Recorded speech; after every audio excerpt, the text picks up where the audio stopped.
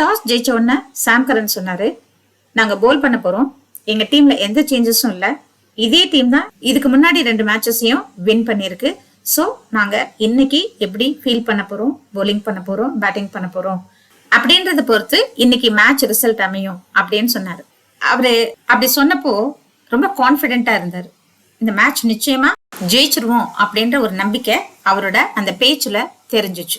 நாமளுமே match ஆரம்பிக்கும் போது என்னடா எப்ப பார்த்தாலும் டாஸ் தோத்துக்கிட்டு இருக்கோமே அப்படின்ற ஒரு வருத்தத்தோட தான் மேட்ச் பார்க்கவே ஆரம்பிச்சோம். போத குறைக்கு ரொம்ப ஈஸியான ஒரு டார்கெட்டை வந்து கொடுத்தோம் அவங்களுக்கு.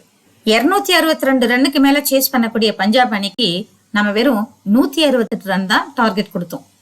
இவ்வளவு ஈஸியான ஸ்கோர், பஞ்சாப் ஏற்கனவே ஸ்ட்ராங்கா இருக்கு, நிச்சயமா ஜெயிச்சிரும் அப்படின்னு நினைச்சிட்டு இருந்தோம். ஆனா அங்க நடந்தது எல்லாமே உல்டா. மேட்ச்ல எங்கெங்கெல்லாம் சறுக்கணுமோ அங்கெங்கெல்லாம் சுதாரிச்சு கடைசியில 9 விக்கெட்டுக்கு 139 ரன்லயே பஞ்சாப சுருள வச்சது சிஎஸ்கே. அதுவும் போலர்ஸோட பெர்ஃபார்மன்ஸ நிச்சயமா ரொம்ப ரொம்ப பாராட்டணும். ஸ்பெஷலி ஜடேஜா வெறும் 26 பால்ல 43 ரன் அடிச்சதோட மட்டும் இல்லாம 20 ரன் கொடுத்து 3 விக்கெட்டையும் எடுத்தாரு.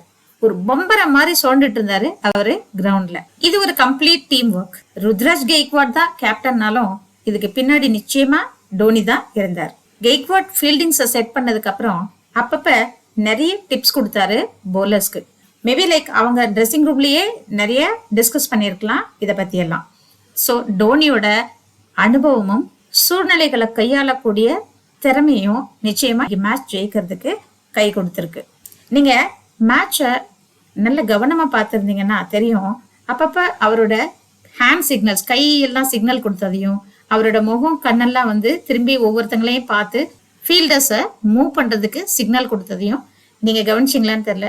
அதே மாதிரி போலர்ஸையும் ஒவ்வொருத்தங்களையும் கூப்பிட்டு ஒவ்வொரு போலர்ஸுக்கும் தனித்தனியா டிப்ஸ் கொடுத்ததையும் நம்மளால பார்க்க முடிஞ்சது. என்ன அவர் டக் அவுட் ஆனப்போதான் மனசுக்கு ரொம்ப கஷ்டமா இருந்தது. அதையும் ஒரு கேட்ச் பிடிச்சு ஓரளவுக்கு சமன் பண்ணிட்டாருன்னு நம்ம ஆறுதல் பட்டுக்கலாம். இப்ப பாயிண்ட்ஸ் டேபிள்ல நம்ம 3வது இடத்துக்கு முன்னேறி போயிட்டோம். லக்னோவும் சன்ரைசர்ஸும் நமக்கு பின்னாடி இருக்காங்க. ஸோ ரன் ரேட்டுமே நம்மளோட ரன் ரேட் அவங்களோட ரொம்பவே பெட்டரா இருக்கு. நம்ம வந்து +0.7ல இருக்கோம், அவங்க +0.07 -0.3 அப்படிதான் இருக்காங்க. ஸோ ஓரளவுக்கு ரன் ரேட்டும் நம்ம ஆறுதல் பட்டுக்கிற மாதிரி தான் இருக்கு. அது போக பஞ்சாபோட ஜிதேஷ் சர்மா டக் அவுட் ஆகி வெளியே போறதுக்கு காரணம் டோனி. ரொம்ப பிரில்லியண்டா அந்த கேட்சை அவர் பிடிச்சாரு. ஸோ இது அவரோட 146வது கேட்ச். இன்னும் 4 கேட்ச் தான் பாக்கி இருக்கு. 4 கேட்ச் பிடிச்சா 180 கேட்ச் ஆயிடும். அதே மாதிரி டோனியோட பிரசன்ஸ் ஆஃப் மைண்டையும் பாராட்டியே ஆகணும். ரிச்சர்ட் கிளீசன் ஹர்ப்ரீத் பிராருக்கு ஒரு பால் போட்டாரு. அந்த பால் வந்து வைட் அப்படின்னு சொல்லி ஆன்ஃபீல்ட் அம்பையர் வந்து சொன்னாரு. உடனே டோனி அது ஒயிட் பால் கிடையாது அப்படின்னு சொல்லி அப்பீலுக்கு போனாரு. அப்பீல்லையும் அம்பையரோட டெசிஷன் வந்து தப்பு அப்படின்னு சொல்லி வந்துடுச்சு.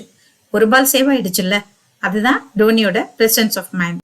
எப்படியோ மேட்ச் பார்க்கும்போது ஹார்ட் பீட் எகிரி இருந்தாலும் இன்னைக்கு மேட்ச்ல இன்னொரு இன்ட்ரெஸ்டிங்கான விஷயம் நடந்தது.